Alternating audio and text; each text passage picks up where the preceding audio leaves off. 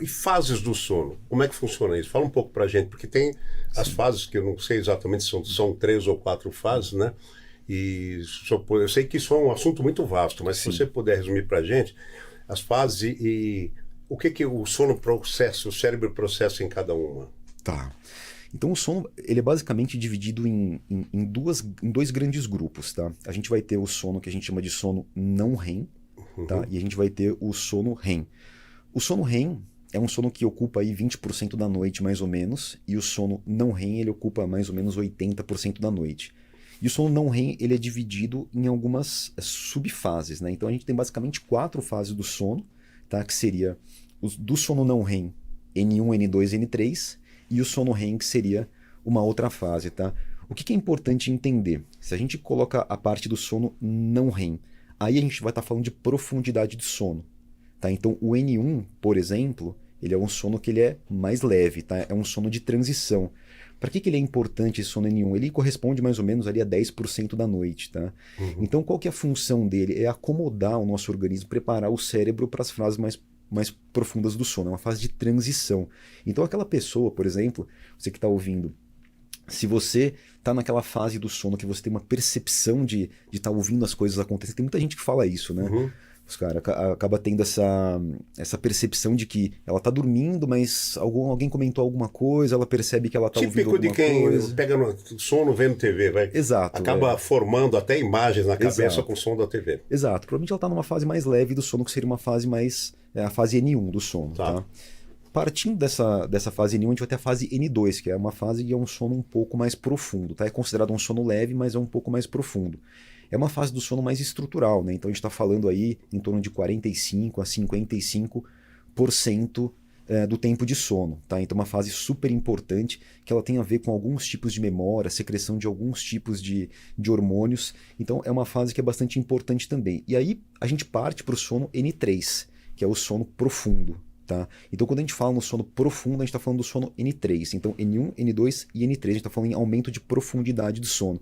Então, o sono N3 é aquele que a pessoa está dormindo, que você tem que chacoalhar ela para acordar, porque senão ela não levanta, ela não interage. É como se ela tivesse realmente completamente apagada. E essa é uma das fases mais importantes do sono. A gente fica nela em torno de 15 a 20% do tempo total de sono, tá? E é até interessante para as pessoas que estão ouvindo, né? Tem muita gente que gosta de monitorizar o som através de relógio, hoje tem vários dispositivos, né? Então, é esse percentual que você tem que buscar do sono profundo, em torno de 15 a 20% do tempo total de sono. E ele sim é um sono que tem mais a ver com descanso, com reparo, né? Quer dizer, quando você acorda revigorado, né? Sensação física, bem-estar, isso tem muito a ver com o sono profundo. É um sono também importante para o hormônio de crescimento também, então para atleta, né, que treina, é um sono que promove esse reparo, então é o sono do descanso em si. Existem várias funções, por exemplo, né, a gente tem uma diminuição da frequência cardíaca, uma diminuição da pressão arterial, então é um sono que ele tem uma função mais de restauração e reparo, tá? E aí, saindo desse sono, tem muita gente que confunde o sono profundo com o sono REM, né? Eles são sonos completamente diferentes, qualitativamente diferentes. Então o sono REM, ele é um sono super estranho, super curioso, assim, porque dentro do sono REM, a gente vai ter um cérebro super ativo, apesar da gente estar dormindo. Tanto que a gente olha num exame do sono, e muitas vezes até difícil, né, se você olhar só a atividade elétrica cerebral, de você diferenciar o que é você estar acordado e o que é você estar em sono REM. Então, quer dizer, é um sono que a gente chama de sono paradoxal, super ativo, o cérebro funcionando muito, tá? E ao contrário, né, das outras fases do sono, você fica completamente paralisado. Tá? Então é um sono com o cérebro ativo e um corpo completamente paralisado. Então o sono REM é o sono que a gente sonha, é o sono que a gente regula as emoções, é o sono que a gente consolida alguns tipos de memória, né? Por exemplo, quem toca violão, por exemplo, né? Às vezes é muito comum a pessoa ela tocar uma música e não ficou tão boa, ela dorme, descansa, no dia seguinte parece que a coisa flui um pouco mais. Então esse tipo de memória é também uma característica do sono REM. E tem a característica que a gente falou também da regulação das emoções, né? Então é muito típico do sono REM. E o grande problema é que quando a gente pensa nessa estrutura, é uma estrutura muito dinâmica, tá? E não adianta muitas vezes, você não cuidar do início da sua noite, porque no início da noite é onde está mais o sono profundo. Tá. Tá? Na parte final da noite é onde está o sono REM. Aí a pessoa às vezes pergunta assim, mas pô, eu vou ficar sei lá, vou ficar vendo televisão, ficar no celular tal à noite e de repente eu consigo dormir minhas 7 horas. Pô, mas se você tem maus hábitos antes de dormir, você vai comprometer o seu início de sono, que é onde está o sono profundo, que é o sono do descanso, o sono do reparo. Ah, não, tudo bem, eu cuido da minha noite, mas eu durmo pouco porque eu preciso fazer outras coisas, tá? Você cortou o final da noite, que é onde está o sono REM, que é importante para a criatividade, para as emoções, para alguns tipos de memória. Então você percebe que o sono, por mais que seja alguma coisa dinâmica, que você tem esses componentes durante a noite inteira de sono, existem partes da noite que vão ser importantes para tais tipos de sono, existem outras que vão ser importantes para outros tipos de sono. Por isso que é importante você preservar, tá? Isso é bastante importante de entender essa dinâmica e que toda fase ela vai ter uma importância, né? Muito bom. Agora, eu preciso te perguntar uma coisa.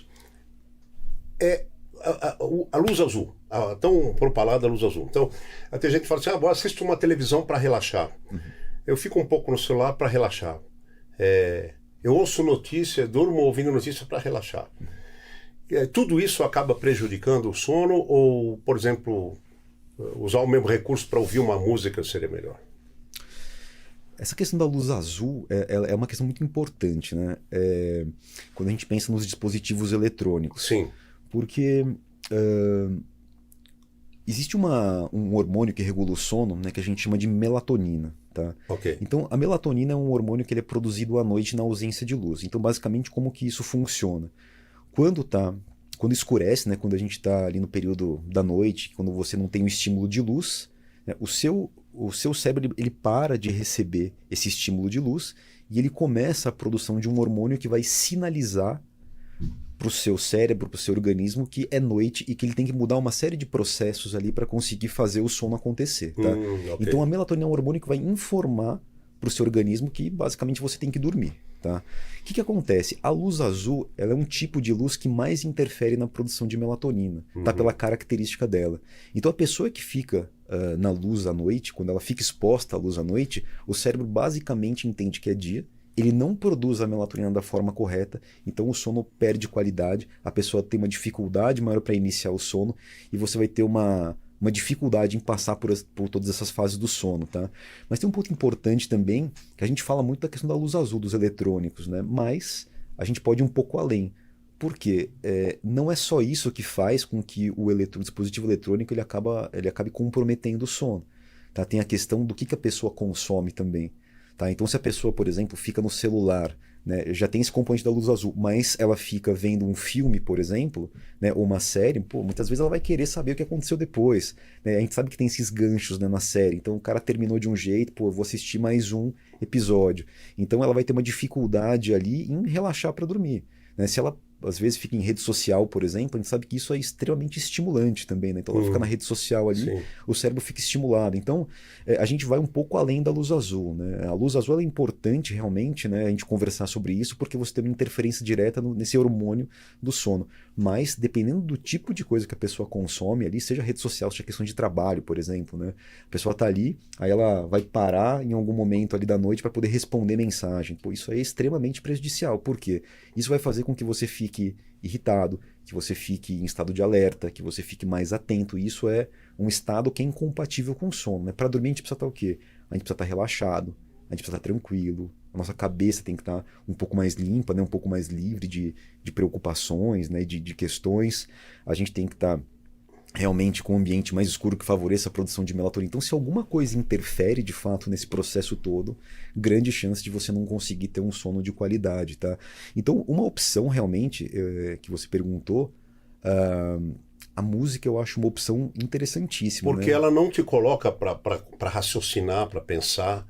Ela pode colocar para pensar em termos de imaginação e ela te conduzir. Exato. Mas não é uma notícia que você está ouvindo, não é uma matéria que você está ouvindo. Então tem essa diferença, né? Tem, assim. A música é super importante, né? Ela pode ser um excelente aliado quando você vai construir o que a gente chama de uma rotina pré-sono, né? Que são aquelas coisas que você faz antes de dormir. Então a música é uma opção excelente, né? É lógico que eu digo que sono é autoconhecimento, né? Que você tem que perceber aquilo que faz bem para você. Uhum. É lógico que você colocar uma música que é muito agitada naquele momento também, você pode até perceber que aquilo não foi muito favorável, tá? Mas geralmente uma música tranquila, uma música um pouco mais leve, num volume adequado, com certeza isso daí vai te desconectar um pouco das questões do dia a dia e vai fazer com que você entre num processo mais adequado para o início do sono. Entendi. Leitura antes de dormir. É aconselhável ou ela submete você a algum tipo de cansaço, desgaste? A leitura também é um excelente aliado, viu? Eu particularmente, eu gosto bastante de indicar para os meus pacientes a leitura antes de dormir, tá? Mas essa questão do autoconhecimento ela é importante, né? Porque quando a gente pensa na leitura especificamente, né, vão ter pessoas que vão se distrair com uma leitura, tá? E vão ter pessoas que vão ficar estimuladas com a leitura. Então, quer dizer, aquela pessoa que começa a ler e ela percebe que ela se desconecta um pouco dos problemas, ela se envolve na história, ela fica mais tranquila, fica mais relaxada. O próprio movimento de leitura, né? Quer dizer, você está correndo os olhos sobre as letras, e isso vai favorecer o início do sono.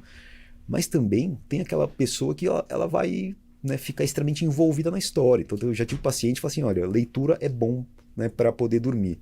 Aí a pessoa ela vai lá, ela começa a ler um livro, ela começa a saber o que aconteceu, começa a ficar ansiosa, angustiada. Essa pessoa ela vai ter que tomar um cuidado com a leitura, tá?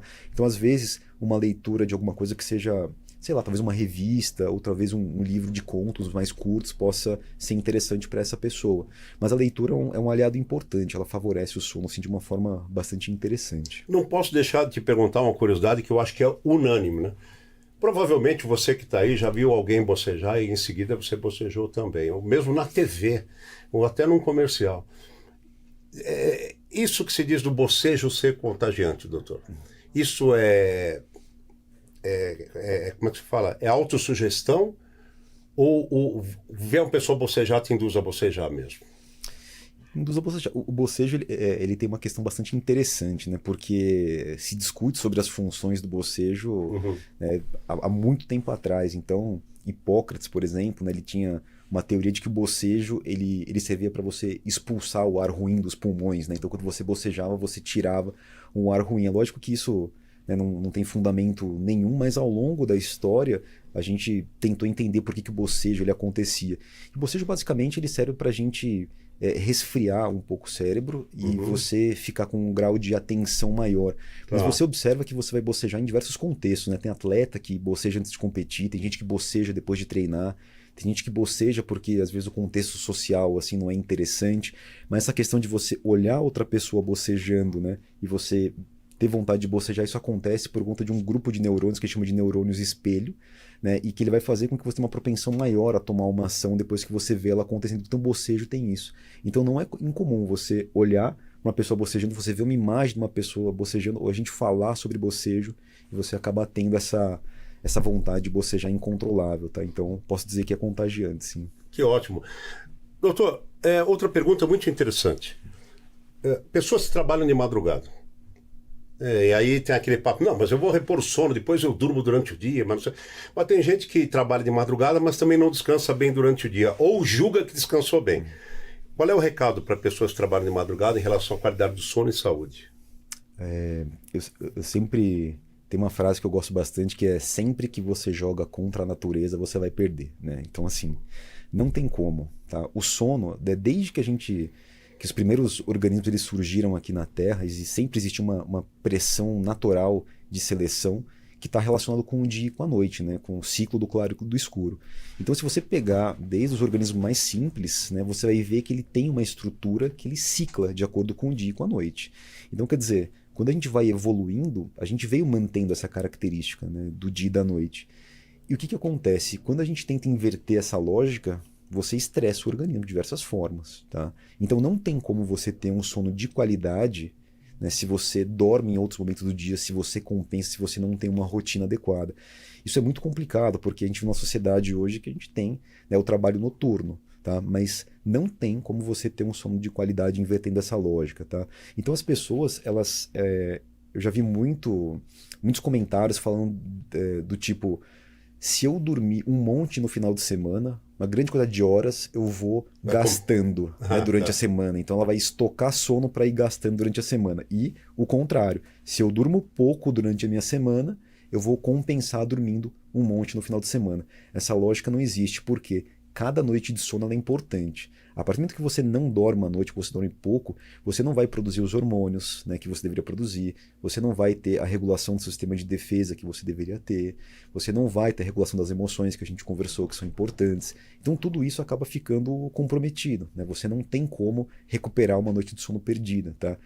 Eu costumo comparar com, sei lá, se você ficar a semana inteira sem comer e você for num rodízio no sábado para tentar compensar, né? Não vai ser a mesma coisa, né? Então esse processo do sono, ele depende de você ter um sono bom, de qualidade, na quantidade ideal, todos os dias, tá? Quando você inverte essa lógica, quando você fica acordado durante a noite, você estressa o organismo, e é por isso, por exemplo, que existem estudos associando, né, essa inversão do ciclo de sono a câncer, por exemplo. Né? Uhum. Então é muito importante a gente entender que as pessoas que estão nessas condições, é lógico que elas têm que tentar dormir o suficiente, né? Elas têm que tentar fazer ciclos de sono, né? Mesmo que vá inverter essa lógica, e cuidar da saúde de outras formas, tá? Porque o sono ele nunca vai ser 100% se você não dormir à noite, tá? Ele vai ser comprometido.